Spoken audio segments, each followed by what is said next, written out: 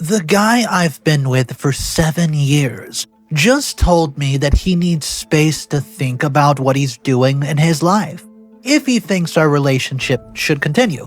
The problem with this is, I was about to go to my brother's wedding in literally 2 weeks, and my significant other was supposed to go in front of everybody and give a speech about how much of a good man my brother is since they've been friends for a while. He tells me now he's not going. He doesn't care the repercussions of it. He doesn't care that I am his plus one, and I'll be sitting at a lonely chair, and nobody will be there to fill it. So I did something a little crazy. He said he wants separation so he can think about it, right? Okay, well, I'm going to invite the dentist who thinks that I'm cute, and he's going to be sitting right next to me the entire time, and I don't care if that gives off a bad look, because you know what? I think my boyfriend deserves it. 7 years down the drain.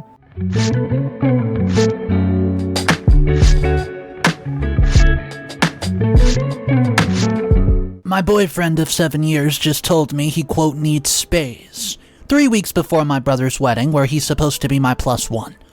I don't even know where to start with this mess. I'm sitting in my car outside of the Panera Bread, my favorite little soup bowl. I live in Akron. Because I don't want to go home right now and face my roommate's questions about why my eyes are so puffy. My hands are starting to get numb as I type this, and I just need someone, anyone, to tell me if I'm losing my mind or if it just happens to be this messed up as I think it is. I'm 29 and my boyfriend Garrett is 31. We've been together for 7 years. We met at a dive bar called the Rusty Anchor when I was fresh out of college, and he was working as an assistant manager at a logistics company. We lived together for 4 years in a cramped 2-bedroom apartment near the downtown. I folded his disgusting gym socks 8,000 times. I know he gags when he smells tuna.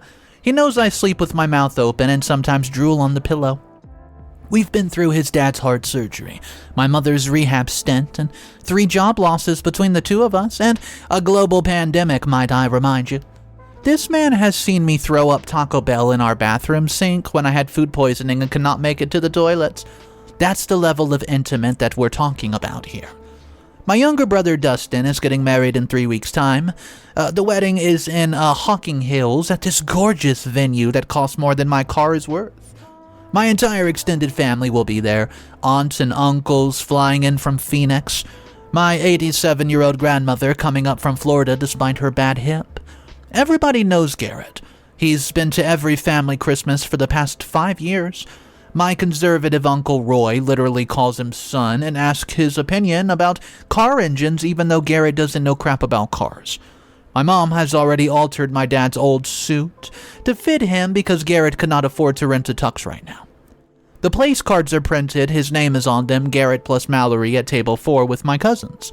Tonight was supposed to be normal. I made spaghetti with that good sauce that cost $8 a jar because it's his favorite, and I want it to be nice. I even bought fresh basil from Whole Foods instead of the dried crap.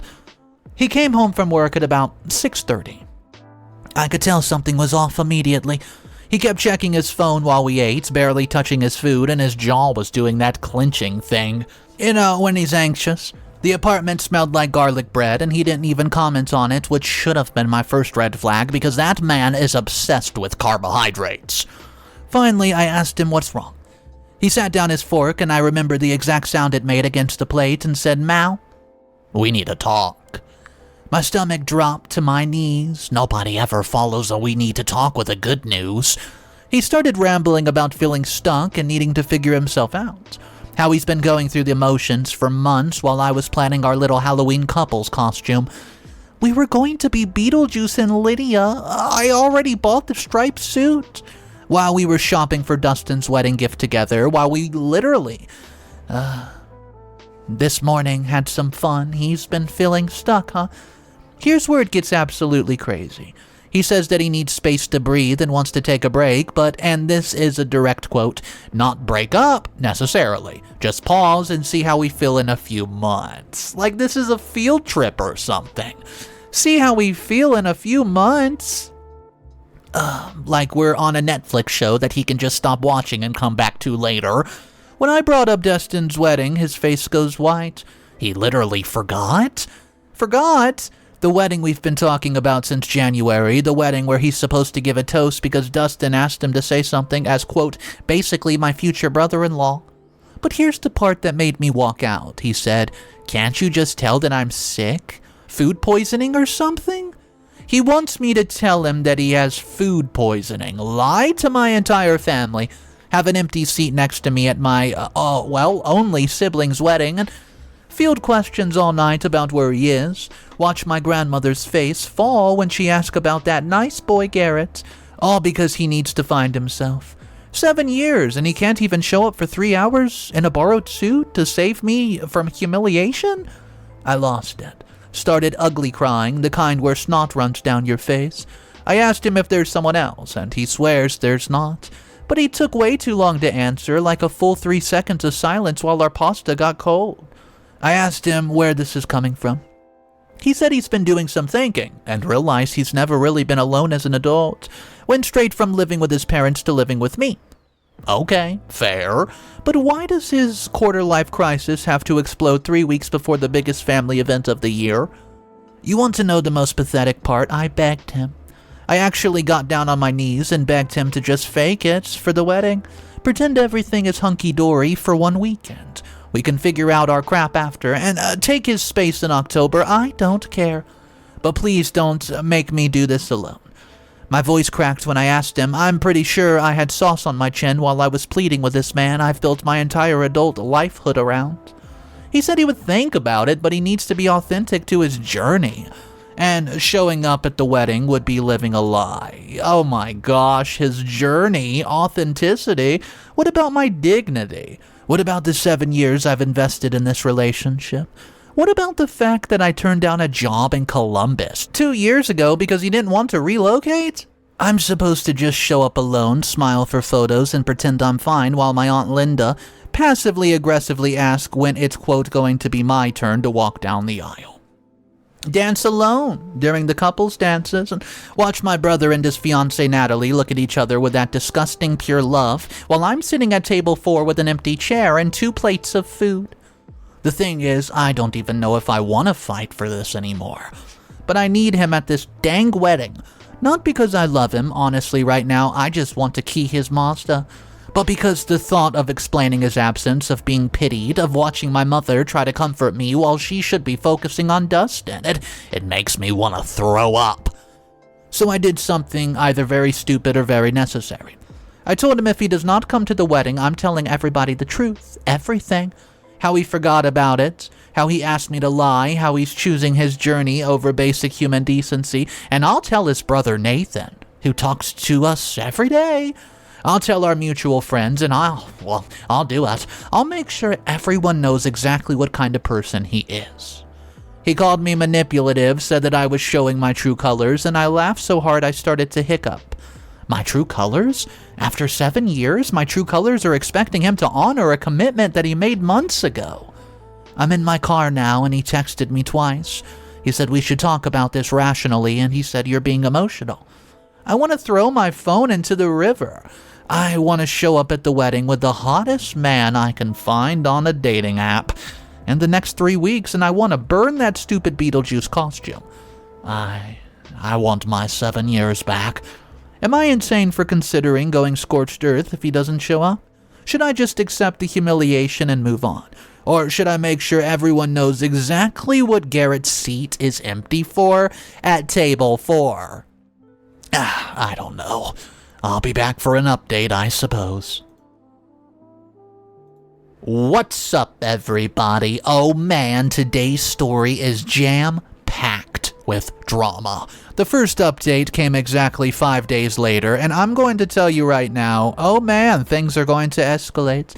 If you're enjoying today's story, and maybe, I don't know, you've been in a situation like this yourself, drop a comment down below and just let me know what you would do right this second if you were OP. And subscribe to the channel if you're new and you want daily stories. This is the place to be. Here it is, the first update posted 5 days later, update number 1. Holy crap, guys, I posted here last week in a complete spiral, sorry for that. But your comments have kept me from doing something truly unhinged, though what actually happened might be worse. I'll update you because the last 5 days have been insane. I found out some things that make me want to burn the world to the ground. First, thank you guys, the ones who told me to dig deep. I was so focused on the wedding humiliation that I didn't even think about the obvious. There's definitely someone else. You know what? You were right. You were all right. After sitting in that Panera Bread parking lot, enjoying my soup bowl, reading your comments, I drove home around 11 p.m. By the way, did you know the soup bowl is edible? It's made of bread. Garrett was asleep on the couch with his phone on his chest. I did something I never have thought of doing in 7 years. I picked it up, used his thumb, and I went through it. I know, violation of privacy, but he had just blown up my entire life, and he sleeps like a racehorse after a race, so I figured, you know what? We're past the boundaries. No obvious text to another woman, but I found something else. It was a Discord server called Phoenix Rising. It had 20 members, and guys, it's a support group for men breaking free from codependent relationships. The messages went back like 97 days. 3 months of him talking about me like I'm some kind of emotional vampire. One of the messages said, and I quote, "She doesn't even realize how much she's holding me back from my potential." Another one said, "The wedding feels like a noose around my neck." But here's where it gets good, depending on how you're looking at it. One of the members' usernames were Butterfly Effect 88. That person kept responding to all his messages with way too much enthusiasm. Lots of "you deserve to spread your wings," and a real partner would understand your need to grow. So I did some detective work. I found Butterfly Effect 88 on Instagram through some creative searching. She posted a photo of her coffee that matched one in the Discord. Cha-ching! Her name is McKenna. She's 24. She works at the climbing gym, and Garrett joined in June for exercise. The climbing gym, I encouraged him to join because he was stressed about work. She has a nose ring, drives a Subaru with coexist stickers, and posts quotes about sacred feminine energy every other day. Her entire feed is sunrise yoga poses and photos of her rock climbing in sports bras. You know the type. I confronted him the next morning. Want to know what this coward had to say? He tried to gaslight me about the definition of someone else. Apparently, friends who understand each other's journey doesn't count, and they've only connected emotionally, which is totally different from cheating. His words. They've been going on clarity walks. What the heck is a clarity walk? They meet at 6 in the morning before work, and walk around Metro Park and talk about their feelings. So guys, I asked him point blank if he's in love with her, and he said, "I don't know what love even means anymore, Mal." I swear, I almost threw our toaster at his head because 7 years and suddenly he's a philosopher who doesn't understand love? Man, but wait, it gets better. Remember how I mentioned my mother altered my dad's old suit for him? Well, I called my mom that night crying, telling her everything, and she went nuclear. This is a woman who has not raised her voice since 2003, when I crashed her Honda. She drove to our apartment in the morning, 7 a.m. the next day, walked right past me and started packing up the suit. When Garrett tried to explain his journey, she looked him dead in the eyes and said, "You're not good enough for the suit. It walked my husband down the aisle and it will not touch your shoulders. You're a coward." Yeah. Then, I've never looked at my mother more. She turns to me and said, "Dustin's groomsman, Marcus, has been single for 2 years. He's a dentist. He makes $180,000 a year, and he thinks you're hot." The thing is, Marcus had a crush on me in high school. Garrett knows this because I told him the story years ago about how Marcus asked me to prom with a flash mob. I said no because I was already going with friends. My mother suggested Marcus, it's not random. It was a calculated psychological attack. Here's where I might be the jerk, though. I text Marcus. I just say, "Hey, weird question, but are you bringing anybody to Dustin's wedding?" He responded within an hour. He said, "No, flying solo. Why?" Guys, I told him everything.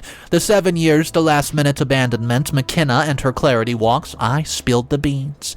He calls me immediately and we talked for 3 hours. He's flying in from Denver where he has his own practice, he said, and I quote, "Well, forget that guy. I'll be your +1. Let's make him regret ever clarity walking again." So I did it. I told my entire family that Garrett and I broke up and Marcus is coming as my date, and the family group chat exploded. My Aunt Linda called McKenna a bargain bin hippie, and my Uncle Roy said that he never liked Garrett anyways. That was a lie, but I appreciate the solidarity. My grandmother chimes in. She says, "Good, he has weak hands. No farmer hands like Marcus." But here's the nuclear revenge part. Remember the Discord server that I'm just so caught up with? Well, Garrett had saved his passwords on our shared laptop. I may have posted a final message as him. I said, "Thanks for the support, guys. I've decided to pursue my authentic path with McKenna." For anybody wondering, yes, I did abandon my girlfriend of 7 years 3 weeks before her brother's wedding where I was supposed to give a toast. She deserves better, and I'm too much of a coward to give it to her. Also, McKenna and I have been emotionally cheating for months. Peace out, Girl Scout. Then I changed his password. He's been blowing up my phone about how I violated his safe space and destroyed his support system. McKenna apparently saw the message and is now questioning if he's going to do the same thing to her.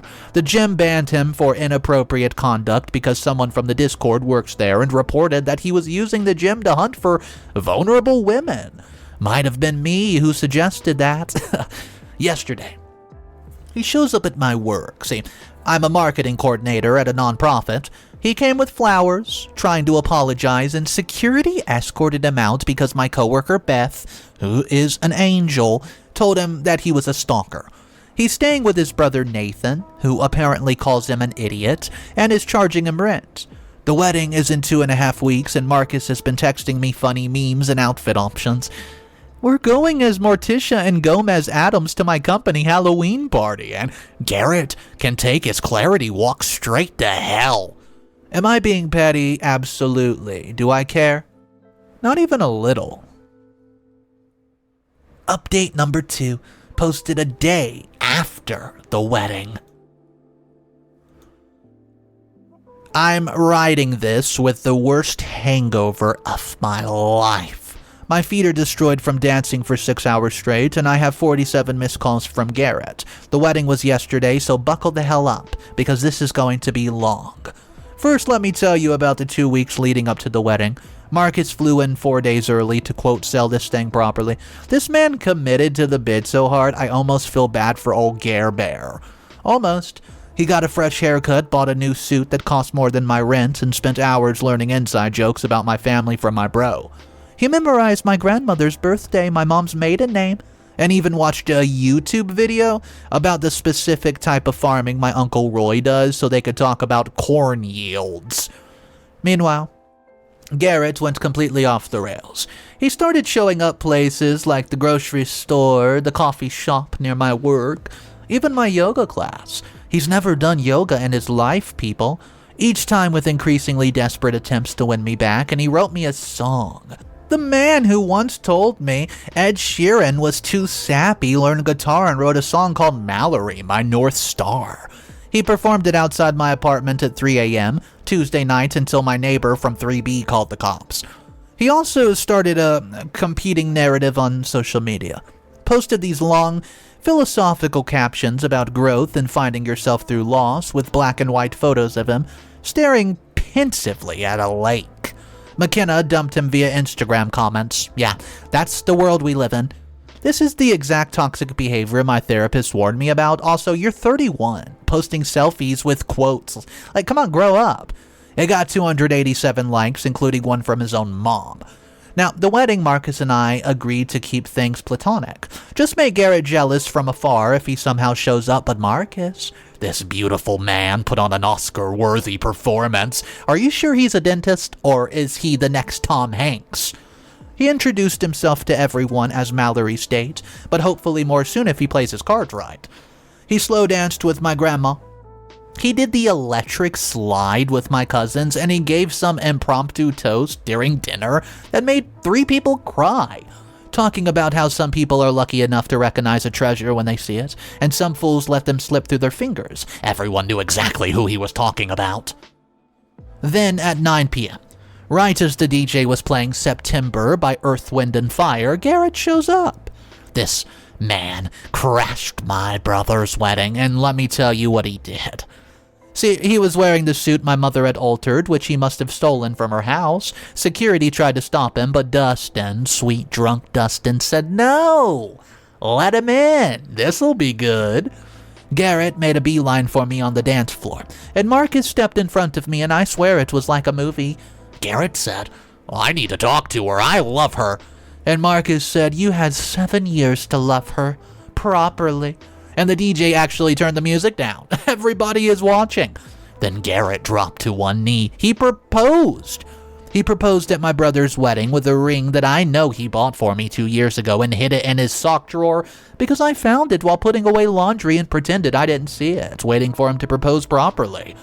He launched into his speech about how the clarity walks made him realize I was his true clarity. Now, McKenna made him see what he was actually losing, and how the Discord server helped him understand he was running from commitment because he was scared of how much he loved me. The entire room goes silent, right? 200 people staring at us. My brother looked like he wanted to just harm someone. His new wife, Natalie, had her phone out recording at her wedding, and my drunk Aunt Linda shouted, "Say no, honey." You want to know what I did? I laughed. I laughed so hard I had to hold on to Marcus for support. Oh, his manly, broad shoulders. Then I said loud enough for everybody to hear, you had 7 years to propose. You picked my brother's wedding. Are you serious? He tried to keep going, still on one knee, saying he changed, that he deleted Discord, quit the gym, would go to couples therapy, and that's when my 87-year-old grandmother stood up and said, "Young man, you're embarrassing yourself, and you're ruining my grandson's wedding." Security! But here's the twist, security did not need to escort him out because McKenna shows up. That's right, McKenna crashed the wedding too. Apparently she's been following Garrett's Instagram stories and figured out where he was. She was wearing what I can only describe as a revenge dress, skin-tight red, absolutely inappropriate for a wedding. She grabbed the microphone from the DJ and said, "Hey guys, sorry to interrupt. I just wanted everyone to know that Garrett here told me he was single when we started our clarity walks. Also, he's been texting me all week begging for another chance while apparently planning this proposal. Oh, and Mallory, girl, you look amazing. Dodged a bullet, Marcus. If it doesn't work out with her, call me." Then she dropped the microphone, literally, causing this horrible feedback screech, and she left. Garrett was still on one knee, holding the ring, looking like someone had just told him Santa wasn't real. My brother Dustin walks over, helps him to his feet, and says, "You need to leave now or I'm going to let Uncle Roy handle this."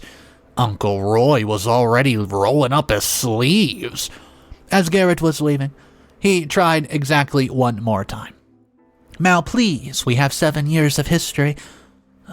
Marcus, beautiful, perfect, savage Marcus says, "Yeah, and now she has a future without you." The entire room erupted in applause. The DJ immediately starts playing Before He Cheats by Carrie Underwood, and my brother's new mother-in-law bought Marcus drinks for the rest of the night, and I danced until 3 in the morning. Marcus and I kissed during the last song because we were drunk, and honestly, it was better than any kiss Garrett gave me in the last 3 years. This morning, I woke up to those 47 missed calls plus 136 text messages. Let me just highlight some of them. "That wasn't the real me last night. McKenna means nothing. Marcus is just using you for revenge. We have too much history to just throw away, baby. I'm moving to Seattle for a fresh start unless you take me back." Take him back. How about this? I'll block your number. I moved all his stuff to the garage, and Marcus is just taking me to brunch in an hour. And we're going to day drink mimosas and laugh about how Garrett's proposal is probably going viral on TikTok as we speak.